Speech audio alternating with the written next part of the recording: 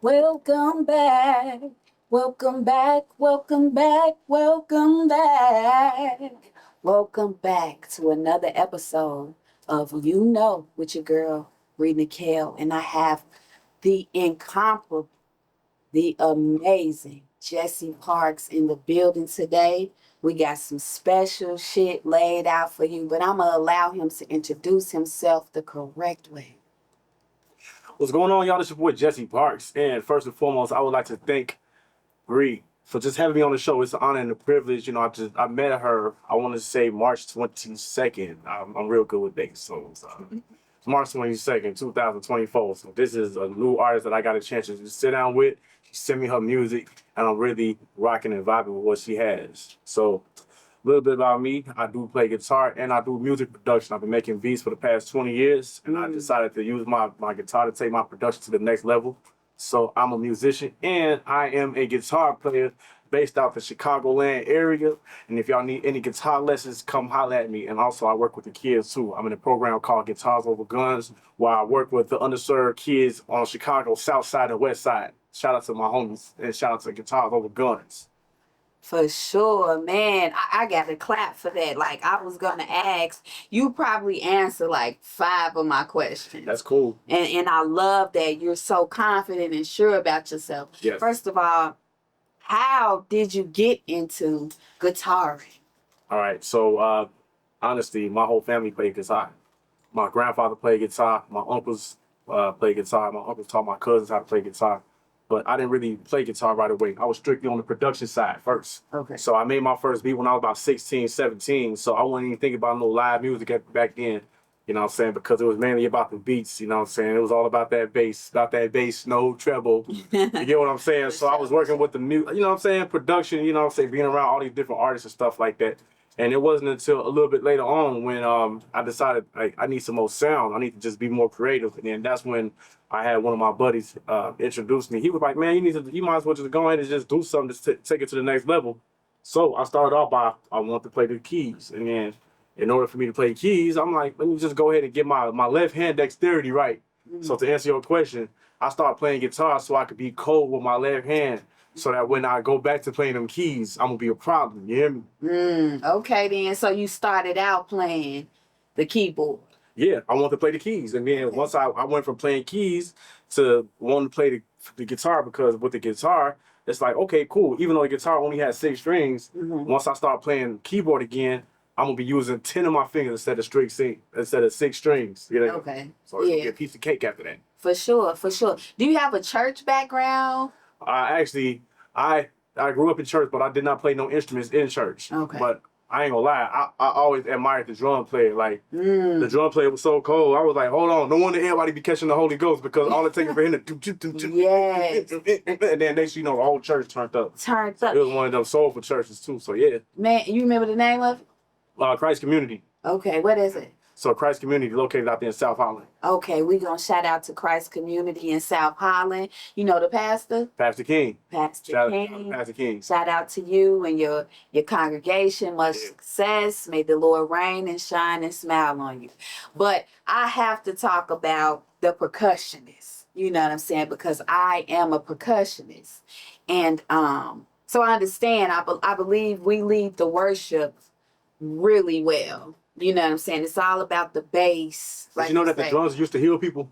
For sure. The drums was used to heal people, like back in Africa. For sure. Like I'm telling you, it's something about them drums. And also I do sound therapy as well. Okay. Sound therapy, yeah. So tell us a little bit about that. So sound therapy, a lot of people don't know that when you use sounds, it alters your mood if you use it the right way. For example, do you know that the drums and the pattern and the tempo of a beat can affect your heart rate?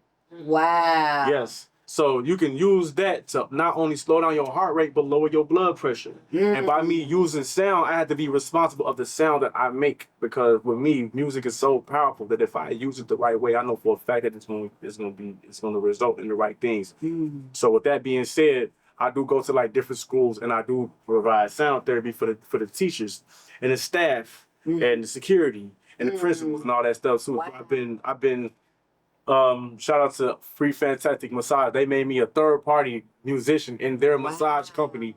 So I've probably over the past 2 years, I probably done hit like 20 different schools on Chicago's South Side, West Side. Wow. So just doing that, not even including the mentorship program. Wow, that's phenomenal, man. Yeah. So we're gonna get back into your hands with the keys and with the strings. Right now, we gonna put your hands to the test at Uno. You ready for that? All right. You want me to cut? You gonna cut? You know what? I'm a cut. You know, I'm a cut. I'm a serve to the guests first, but I gotta lay down some house rules. That's all right. No problem. All right. So I need to know how you finna get whooped. oh shit. Well, we are playing stacks. You asked me that from the beginning. So Y'all heard that? Ain't no excuses. We playing stacks, so that means we ain't no change those, no last minute nothing. oh yeah, stacks all the way through, Let me right? stop because I'm talking big old shit. She probably gonna serve me. Hey, now keep the momentum. You want Alright. you want to stay up high. But I don't be losing though. I ain't gonna lie. I don't lose. All right, so check it out. Rule number 1, you must always not show me your hand, but keep your cards visible. If you do not, you will have to draw from the deck. Got you. Rule number 2, when you have Uno, you must pronounce it. You gotta say so that Uno. you can hear it. Then you gotta say Uno out. If you don't, you gotta draw. I don't know. If you lose a match, you have to draw from the mystery box. I have some questions in here that could be a little. That's why I asked you. Like, is it some things that are uncomfortable? Oh no. Can I? I'm doing throat chakra work right now, so I'm speaking my truth. Okay. I like that. So we don't have a problem because if you didn't answer this, you was gonna have to put $1 in the pot, and the only way you can get your $1 back is if you win 2 in a row. So that sounds fair enough? Fair enough. Let's do it. All right, let's get it rocking.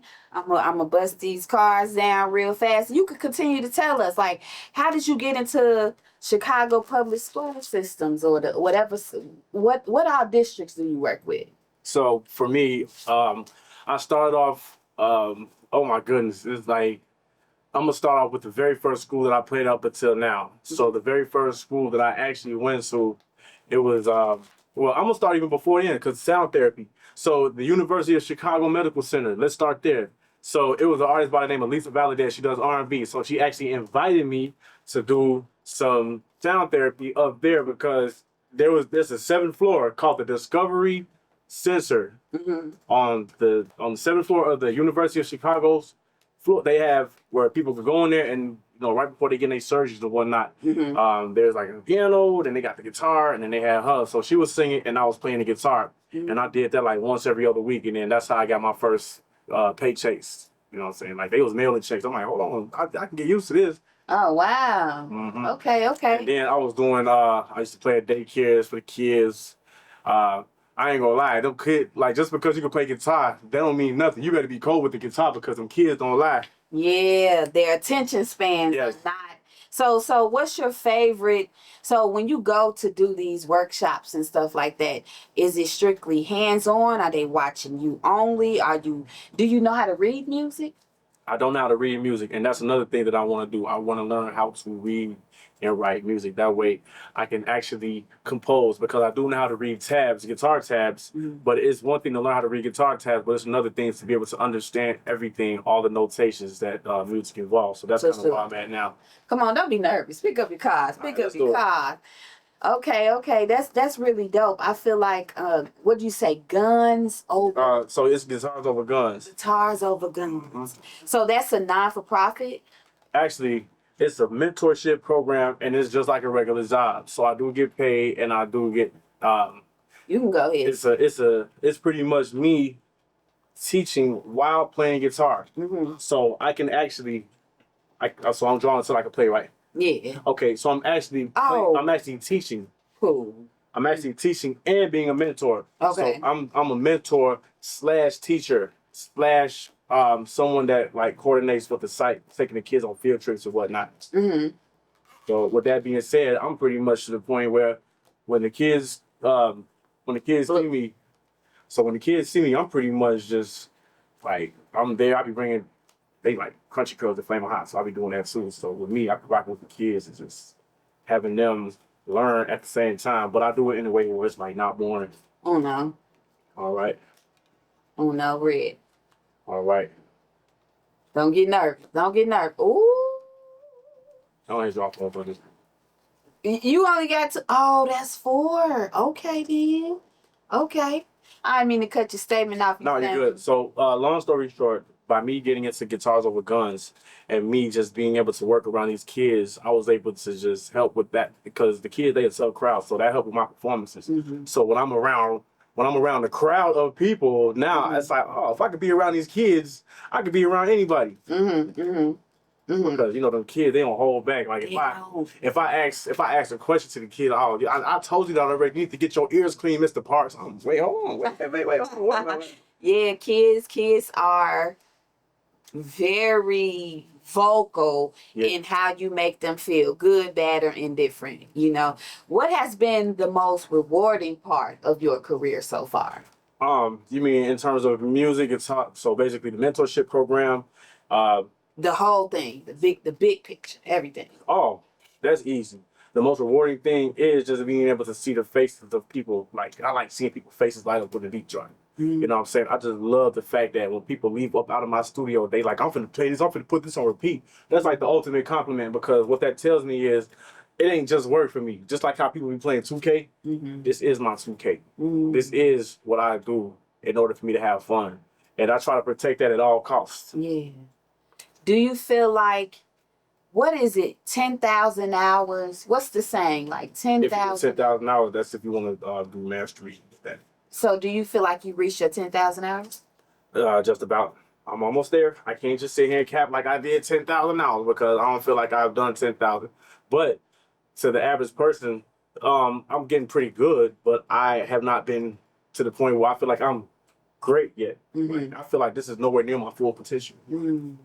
This is nowhere near my full potential. So at the same time, I got a long way to go. For sure. Who are your biggest influencers in the industry? I'm gonna say Michael Jackson. Michael Jackson. I ain't gonna lie. I went over to Michael Jackson crib and just sat in front of his house, 2300 Jackson Street. Wow. Just because, like, I remember I was driving home one day and it was raining. I'm like, I'm gonna just go ahead and just stop over there. And their house, I ain't gonna lie, their house is like low key small. I'm like, all them kids came out of that one house.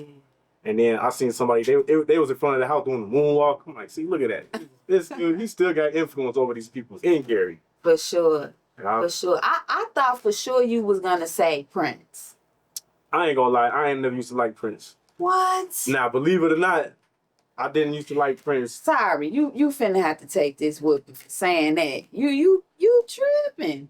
And the reason why is because ain't nobody really put me on Prince like that. And you gotta remember, I wasn't playing guitar like that. I wasn't playing guitar. I was strictly production. Like all my beats used to be dark.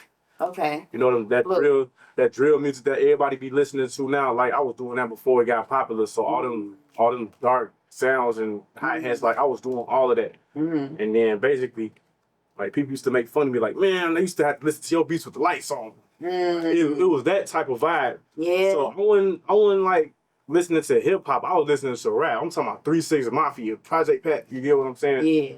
A whole bunch of gangster music. Okay. Oh wow. Oh yeah. But then, when it came to somebody like Prince, I knew who he was. But I wasn't like really into Prince like that. I thought he was like weird. I'm like, why is he dressing like a girl? But that was me not knowing no better. You know what I'm saying? I can humbly say that. I didn't know any better, but now I have the utmost respect for Prince. Yeah. You know what I'm saying? But sometimes it takes your musical journey to go somewhere for you to like appreciate these artists. So honestly, I didn't used to rock with Prince like that. But now I love Prince. Yeah. And I study his work ethic. And that's another thing. And so your original question was, who was one of my influences? I said Michael Jackson because his work ethic was unmatched. Same thing with Beyonce. Her work ethic unmatched. Like she be having times where she forget to eat, sleep, all that, and that's me sometimes. I ain't gonna lie. So sometimes I gotta function like a normal human. YOU.N.O. Ooh. YOU.N.O. YOU.N.O. and out. Ooh. So do you get to answer the question? Yes, I have to answer the question. As a matter of fact, let's take a sip. All right. Let's throw a little bit back. He won the first round. I'm okay with that. First of many. Like I said, I don't lose. I have the mindset of a winner. I always tell myself I always win one way or another. Okay. But that's just how I am. So while we doing that, what's your greatest affirmation you tell yourself every day? I am so happy and grateful now that money comes to me in enormous quantities through multiple sources on a continuous basis. The craziest part about what you just said, I ran up against a Caucasian brethren last Saturday, and he said for 7 days, and my week has been so crazy, but he said for 7 days right out, I am grateful for the multiple streams of income For real? that comes my way. For real? He said that it's in Wait a my minute, mouth. hold on. So that means we on the same frequency there. We on the same. I gotta take another drink. I do that. We on the same frequency. And then also, sometimes I switch it around and say, I am so happy and grateful now that money comes to me in increasing quantities through multiple sources on a continuous basis. I just like the way it rolls off my tongue. Yeah. Yeah. I know it's pretty lengthy, but like that's real. And now, I mean, I'm in a season, right, where I don't want to offend anybody. I say the Lord. Some people say the universe. Some people say Mother Nature. The divine, the divinity, whatever you want to call it. Whatever you want to call it. I've been getting a word that says, watch your words. So the word has been, Brittany, I don't care what it looks like. Watch your words. Watch what you say, because what you say will manifest. That's it. You'll be living in what you said. You know what I'm saying? And a lot of times that could be very difficult because we see the opposite of what we want to say. Yes. You know what I'm saying? So I appreciate you right now because it's confirmation that I'm supposed to be doing exactly what I'm supposed to be doing. Y'all heard that. You know what I'm saying? We're on the same page. On the same frequency. I'm so excited that you're here, man. But this is a weird ass question, so I'm sorry to the fellas in the room. I'm sorry to my lady. And you know what? Let me fill your cup up. Let me give you a little bit in your cup. Let me give you a little bit more in your cup. This question is kind of heavy. Excuse me, Mo. Respect to the man of the house. Respect to you. Respect to my lady. I'm bracing myself now. Where's the weirdest place you had sex? Oh Lord. I don't got no gavel in my hand, so you can go ahead. Yeah. So what I'ma say is, I'ma give up $1. You know. You plead the fifth. I'ma plead the fifth. While sipping one. Man, while sipping one, I'ma put the dollar in the pot, and I'm not gonna answer that, you know. So, yeah, I'm put the dollar in the pot. And the only way I can win my dollar back is I gotta win 2 in a row. If not, you get to walk home with the whole fuck boys. Hey, that's what's up. And I get some money on top of this. Okay. You hear me? Now, as the seasons go along, we gonna bump it up. We gonna do different things. But I just wanted to make it real small and fun. We don't want to start gambling online. You know what I'm saying? But I could dig that. So far, it's been really, really, really dope talking to you. Now, let me ask you something. Have you worked with any artist that has made their way into the industry? I worked with a few people. I do have placements with Twister, Katie got bands. I do have. I got a dope record with Vila from Do or Die. You know what I'm saying? Because he worked with Dutch. Shout out to Seawall. I done had some stuff with Shauna, of course. She heard me play the guitar. She put me on a whole bunch of her records. Them the ones I could think of. And I have very close relationships with a lot of these artists, and they do rock with me and respect me. You get what I'm saying? But for the most part, there's a lot of dope artists that I do feel like, out of all these artists that I'm working with now, somebody gonna make it. So 10 years from now, you're gonna have to cut me off, and you're gonna be one of them people. I guarantee you, because at the end of the day, at the rate that we going, it's on you. Like, if you ever notice, the harder you work in Chicago, you start seeing the same people like a big old circle. Yeah, that's what my girl say all the time. Yeah, you get to see the same people. The same people, yeah. And if certain people don't know you, then it's like, okay, you got to work a little harder. Because I ain't gonna lie, I had to introduce myself to a couple of people multiple times until they got a chance to see me for real. So what they say, you got to grind so you don't have to introduce yourself.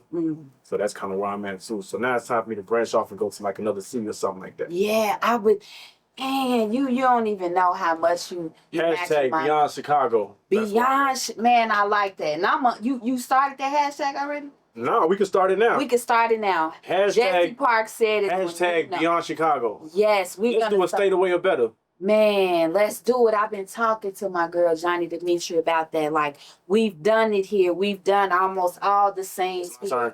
Yeah, it's your turn. And I'm ready to venture out. You know what I'm saying? I know I got a lot to offer to the masses. You know what I'm saying? And I don't want to be just defined by the small city. You know? Yeah. Let me ask you this. This could be a bit controversial. Do you feel that if you're not in certain crowds, you can get overlooked in Chicago?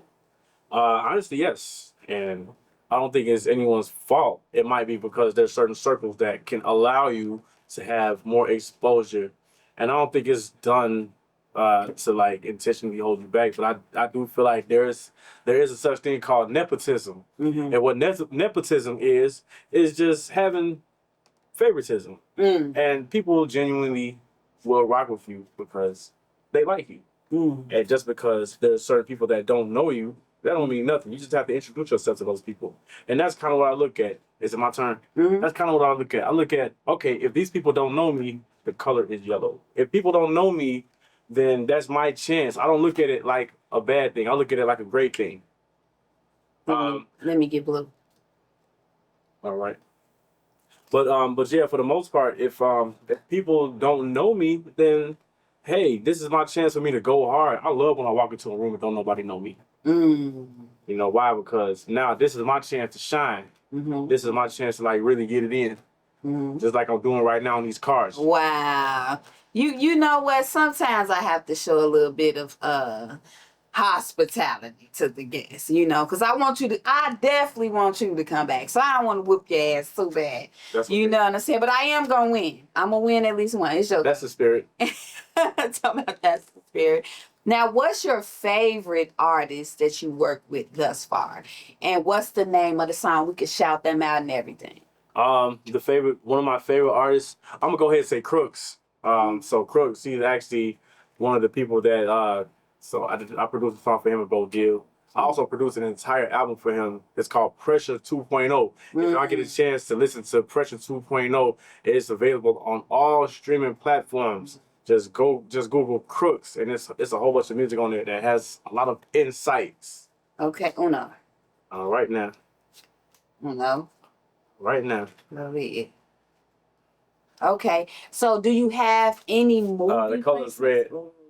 Ooh, I do have a movie placement. So I do have. It's not like a major movie or nothing like that. It's a movie on Tubi, and it's called A White Man Walks Into a Barbershop. That's the name of the movie. A White Man Walks Into a Barbershop. And it's my turn to yours. All right, did you draw your four? So that's Uno. So A White Man Walks Into a Barbershop is about a racially charged. It's a racially charged theme about a white man that walks into a black barbershop. Because you know, with black people, the barbershop is where we have our discussions about stuff, sports, and major issues at hand. So this white man is walking into a barbershop and he's trying to explain his whole situation about how white people view things. It's just so funny. Oh, okay. So when my beat came, I'm like, hey, this is my beat. You know what I'm saying? Oh, wow. But y'all, so that's just one placement on Tubi. I think that's really dope. If there was an artist that you could produce their entire album and play the instrument behind, who would it be for and why? So right now, I really, really, really, really want to get a chance to sit down and rock with somebody like a J. Cole, because that's like one of my favorite artists ever. It's on me. That's one of my favorite artists ever. Draw four again. I'm sorry, and that's Uno. I love your hospitality because this is about to be Uno and Out the Colors Blue. Okay. All right. You get to ask your own question. Is that how that works? All right. So to answer your question with J. Cole, he's so authentic that he still rides his bike sometimes. Yeah. I feel like he's somebody that I could chop it up with. I feel like I've known him. Same thing with Kanye West. I feel like Kanye West made College Dropout just for me. You know, so I would sit down with Kanye West. He says whatever is on his mind, whether it's controversial or not. And that's one thing I like about him. Even if people don't agree with him, he will speak his mind and he will get his voice he would get his point across. And a lot of people will talk about him going on these rants, but if you really pay close attention to what he's saying, he know what it's like to be in this industry. He also knows what it's like to be able to just see exactly the ins and outs and how people get treated. You know what I mean? So I mean, he might take a different approach. There's a lot of things that I wouldn't say that he says, but at the same time, I respect that about him. Yeah, for sure. Yeah.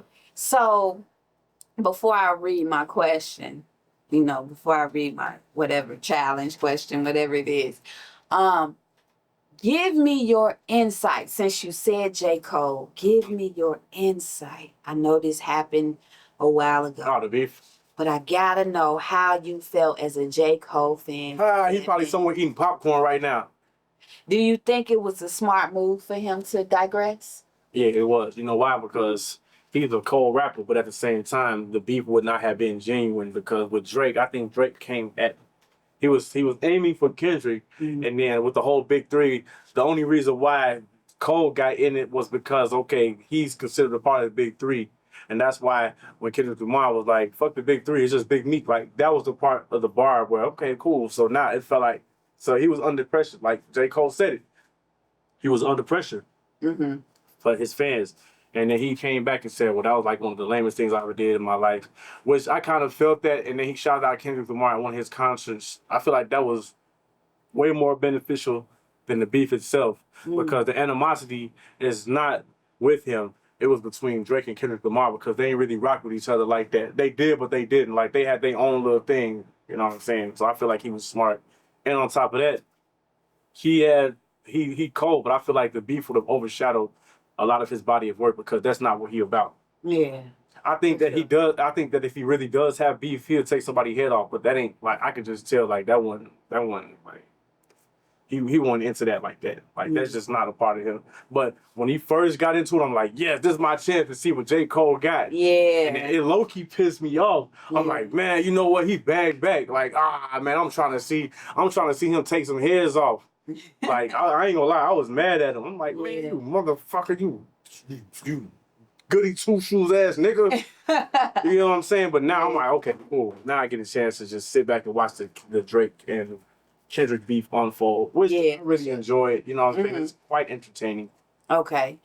I feel like, if I could give my opinion real fast, I feel like he was a stand-up guy for doing that because, like you say, that's not his particular lane. I ain't gonna lie, I like beef though. I kind of wanted to see him go hard, but that's just not how that ain't his style. So at first I'm like, man, I was ready, but then at the same time I'm like, hey, I can respect it, whatever. The only thing that threw me off, that kind of gave me chills and not in a good way, is that he apologized to the man in front of his sold out crowd and said, do y'all love Kendrick? Make some noise. It was like, oh, damn. Like these people came here for you. You know what I'm saying? And so I guess it was admirable. I'm not sure. You know what I'm saying? But I would have still, if I was J. Cole, that would have been my time to flex. Man, I would have probably squashed the beef, but at the same time, I would have been like, look, man, y'all, like that would have been my chance to be like, I'm the best. You know what I'm saying? Ain't nobody rocking.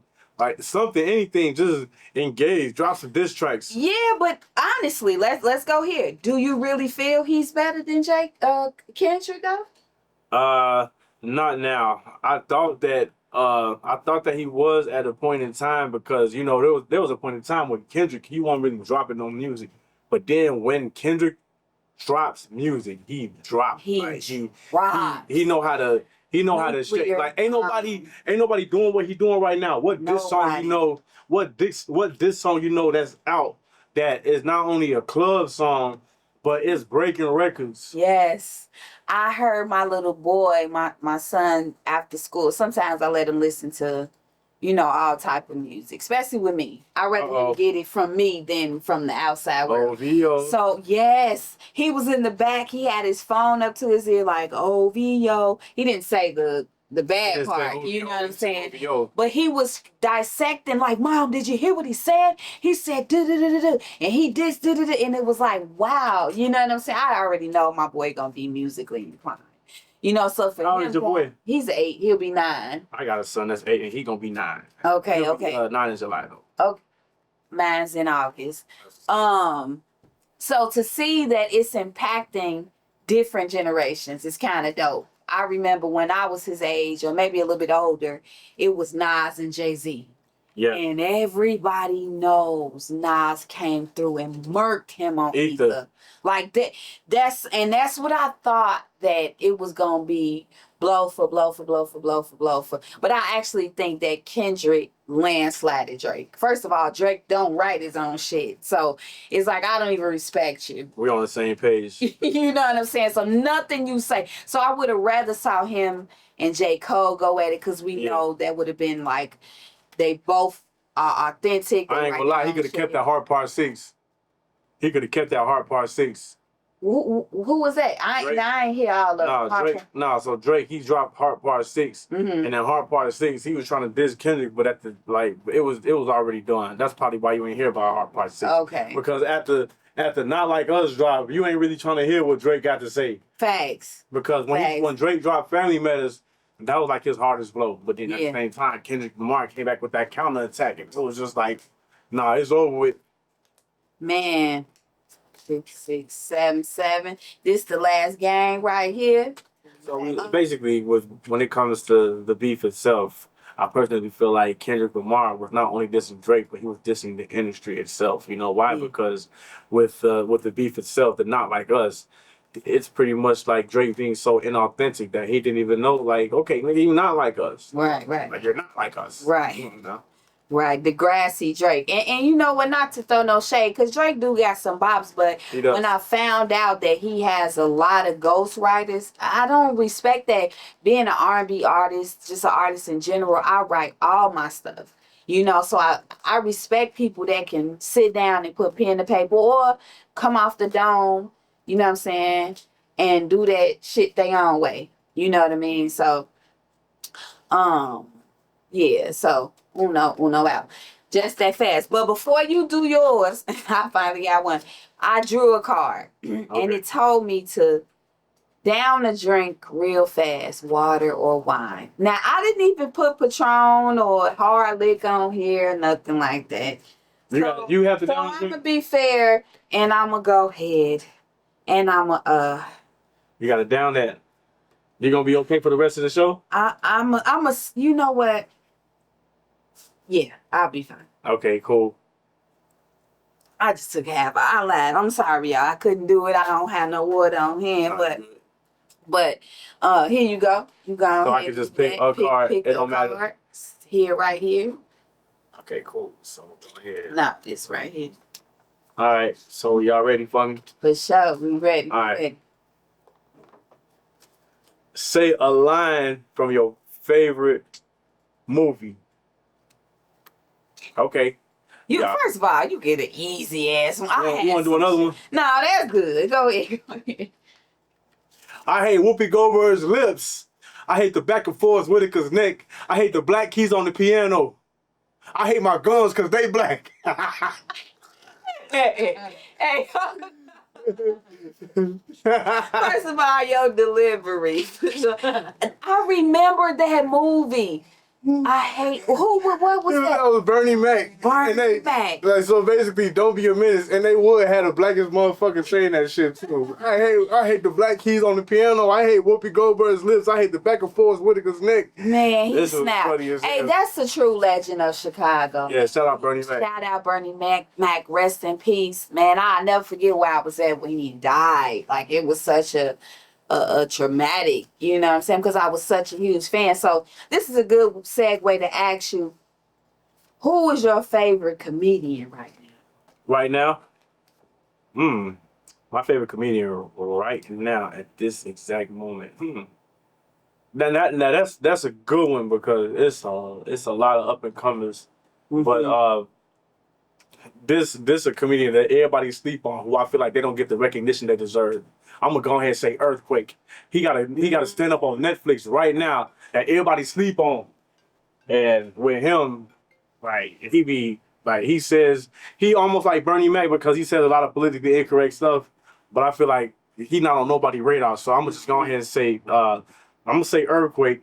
And then I'm gonna go ahead and say so Dave Chappelle, he's always gonna be like by default. I could have easily said Dave Chappelle because by default he the GOAT. Mm-hmm. He my hero. He one of them people that, you know, if he walked away from a deal because of integrity, then ain't no telling what he gonna do outside this industry. So I feel like there's people that are in the industry, and then there's people that's outside of the industry that they don't get swayed by this industry. And I feel like he's one of them. Monique is another one of them, and also Cat Williams is another one of them. You get what I'm saying? So with Cat Williams, he has no holes, like he ain't holding no punches back. I feel like Cat Williams, he started off the year, he kicked it off. He was like, I feel like there's gonna be a whole bunch of this, like if you listen to Cat Williams, like this industry it's gonna be some exposing going on. You know how he talks. So I'm gonna say him, and then like with him, Cat Williams. So by default, I'm gonna just say like I love Cat Williams right now. I love what he's doing. You know why? Because we need more Cat Williamses. And I say Cat Williams is plural. You know what I'm saying? For sure. For sure. So Cat Williams, knowing what season he is in his life, which is to speaking his truth and to expose the fake and to, you know, do whatever he feel that is necessary. I'm gonna ask you, what season and what chapter would you call this part of your life, and what are your priorities in this season? Oh my goodness. So right now, the season that's going on right now is I gotta show up for Jesse because I can show up for everybody else. I can show up for work. I can show up for all these different venues and shows and stuff like that. And that don't mean anything if I don't show up for Jesse and I ground myself, because if I can't give to myself, then there's going to be nothing for me. What they said, you cannot pour from an empty cup. You cannot pour from an empty cup. So that's exactly what's going on right now. I have to make sure that I am full. That way I could be this full vessel instead of an empty vessel. That's what it is, because if I show up to you empty, then I'm going to be draining you. I'm going to be draining him. I like So that's the season of life.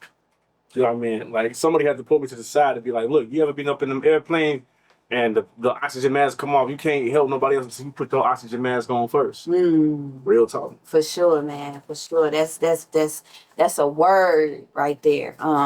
One more question before we get up out of here. You can get the people your handles and all of that. But let us know, how do you prepare for a gig? Like today. Like we're about to do a special tiny desk or tiny couch, performance together. How did you prepare for this gig? I stretch.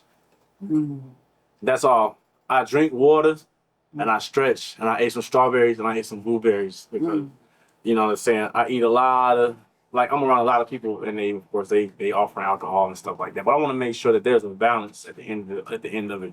So I got a chance to stretch, and I got a chance to drink a whole bunch of water, eat a whole bunch of blueberries and strawberries. Then on top of that, I made sure that I went and got plenty of sunlight. So I watched my son while he played out there in that park, and I was able to stretch. He was like, "What you doing?" I'm like, "Ain't none of your business." No, I ain't telling like that, but I had to make sure that I grounded myself. That way I'm not all over the place. So, and I do that before I make my beats. I do that before my shows. And it's something about stretching, and then it helps me get up the next day. Like a lot of people, they be having a hard time waking up in the morning. But if I get enough water and sunlight and I stretch, I can just basically just pop right up instead of just being, you know what I'm saying, just laying there for like a half hour before I get up out of my bed. So that's my own little personal secret, and I want to share that with everybody. I recommend stretching. You know, drink your water, pray, and mind your business. Yeah. His mechanism is what you say it was, stretching. Yeah, stretching. Stretching, eating your fruit. I eat blueberries every morning. And your sunlight.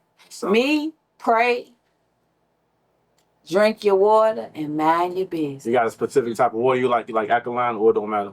You know, I like I was a big fan of Ice Mountain, but now I'm more so towards spring. What is it? Crystal Glacier? Oh, Glacier. I'm not good at, but man, glacier water. That's a really good water. I'm gonna try that. Yeah. Spring water is the best water. I don't like purified water. It has too many minerals and all of that stuff. But alkaline water is. I don't know. I don't know how I feel about that. At first, I thought it was, but I read on some things about it. So I don't They add a lot of chemicals. Yeah. They add chemicals and things like that. But man, I appreciate you for playing your cards right. Yes. on You.N.O podcast with Bree Mikhail. And You want to hear something funny? Yeah, for sure. It was 2 cars. I accidentally grabbed 2 cars on accident. Mm-hmm. But I don't know. That might be a little bit too You can share with the people if I have to do an embarrassing one in front of my lady and my brother over there. Oh. Go ahead and say what you got to say. What's my fantasy? So basically, my biggest fantasy, of course, when people think about their fantasies, by default, they're going to say, I want a threesome. Mm. Well, yeah, that's by default, of course, you know what I'm saying? But a threesome, that's not my fantasy. I want a foursome. Mm. I want a foursome. Mm. That's it. You know why? Because I personally feel like if I do that, then it's to the point where it's like an ego thing at the end of the day. Mm-hmm. So my fantasy is a foursome, so I can satisfy. There's an egotistical part of myself, and that's it. That's me being transparent because that's me operating in my lower self. Mm. Even though I could go the rest of my life without having one, I feel like if I was to do that, it would be just like eating at a buffet or something like that. Okay, I like this, but there's gonna be more of it. You get what I'm saying? Yeah. Well, brethren, I think that was a good way to end the show. I'm out. I can't say nothing like that being in the committed relationship that I am happily in. But more power to you. I don't know. That's a lot. That would be a lot, man. Yeah. Hey. Of course, I'm a stretch first. So let the people know where they can find you at and all of your handles and everything. All right, so you guys can find me. I'm on Instagram at Jesse Parks. That's Jesse Parks, Parks. The number 1, Jesse Parks 1 on Instagram. Also, I'm on TikTok at Jesse Parks Music 1. Everything's spelled the way it sounds. Also, if y'all need beats, if y'all need guitar lessons, or if y'all need any type of instrumentals or features, I can return those in 24 to 48 hours if y'all reach out to me at jesseparksmusic@gmail.com. For sure. What you got coming up next? So tomorrow, June 1st, I do have a show at Ambitious Entertainment. Shout out to Diva, shout out to Kingpin and Crooks because they are putting a show together. It's called The Bridging the Gap, and it's being hosted by Crooks and Kingpin, and there's going to be a special guest there, Soundmaster T, one of the dopest engineers in the city. Also, Bo Deal is going to be sliding by, and it's going to be a whole bunch of dope artists all the way from Troach to Nanette to Giuliani Kennedy to Sean Nitty to Landscape Loosh to Magnificent to Rodis to Stretch, Street Boy Stretch. Shout out to all of those people at Ambitious Entertainment. Look forward to seeing y'all on June 1st. So make sure that y'all don't meet me there, y'all beat me there, because I will be in the building with my guitar. I'm gonna have 2 different guitars. Oh man, hey. I'm scared of you, man, and I already know that it's probably gonna be a viral moment. Baby, I'm scared of you. I'm so happy that you got a chance to bless the cars, bless the couch. Thank you. Stay tuned for a very special tiny couch. We might transition to another room. Keep your eyes on us. This is another episode of You Know with your girl Bree Mikhail and my boy Jesse Parks. You know.